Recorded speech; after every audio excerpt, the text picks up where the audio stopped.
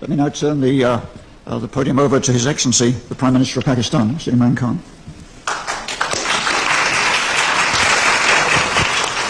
Bismillah ar-Rahman ar-Rahim. First of all, I'd like to say that I feel proud. I'm sitting with a statesman of our times, Dr. Mahathir Mohamad, who I respect, and I admire the way he has transformed Malaysia. And especially that he came back at this young age to fight corruption. And the Malaysia which Dr. Mahathir left behind, and the one, unfortunately, because of corruption, which is a problem for, in fact, countries are poor only because of corruption, not because of lack of resources. So I really respect Dr. Mahathir Mohamad, and I'm proud to be sitting with him. Let me just first say that I was a born environmentalist because I loved the wilderness of Pakistan. We have the most unique mountain wilderness in the world because half of the world's highest peaks are in Pakistan. And so I grew up on trekking, and all our summer vacations were always spent in the Himalayas and in the mountains. And in time I saw, with a lot of pain, our forests dwindling. And our forest cover each year was reduced by a mixture of corrupt politicians who connived with the timber mafia. And you know, when Dr. Mahathir quoted the figures of the Malaysian forest cover, I'm embarrassed to say we are left with one of the smallest percentage of forest cover in Pakistan. So when my party won an election 6 years ago in the province of Pakhtunkhwa, we decided that we would do something which no other Pakistani government had ever done. We decided to plant 1 billion trees in 5 years to counter climate change. Because Pakistan happens to be, unfortunately, in the top 10 countries most vulnerable to climate change. The water, 80% of the water in our rivers comes from our glaciers.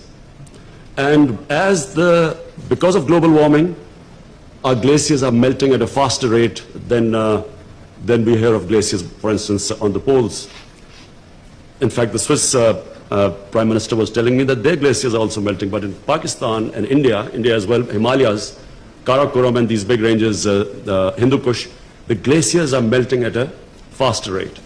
So the only thing we can do, because Pakistan contributes hardly anything to emissions of greenhouse gases. The rich countries who are really responsible should really help countries like Pakistan and other countries which are now trying to compensate for the damage done by these greenhouse gas emissions. So this global warming affects us, and if as the glaciers keep receding, the whole, not just the Indus Basin, but the two great river systems, the Ganges Basin in India, the future for hundreds of millions of people is going to be affected. So we tried our best. In a province, we planted 1 billion trees. No one thought it would be possible. But we used a unique method, and I must commend our team, which was involved in this planting of 1 billion trees. We enlisted local communities, women who would be living in mountain areas. We paid them money to grow nurseries. And then young men also living in mountain communities, we hired them as guards to protect as the saplings grew.